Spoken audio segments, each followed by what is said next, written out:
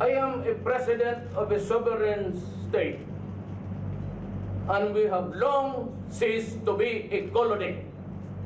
I do not have any master except the Filipino people. Nobody but nobody. You must be respectful. Do not just throw away questions and statements. Putang ina, mamurahin kita dyan sa forum na. The campaign against drug will continue. Maraming mamatay dyan. Plenty will be killed until the last pusher is out of the streets.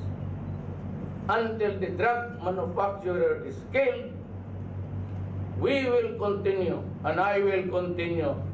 And I don't give a shit about anybody observing my behavior. Nobody has the right to lecture on me. God, do not do it.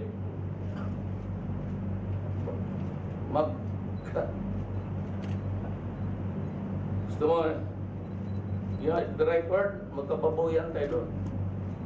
Ginawa mo sa akin yan. I do not accept that proposition that anybody is superior than me. We're supposed to be equal there.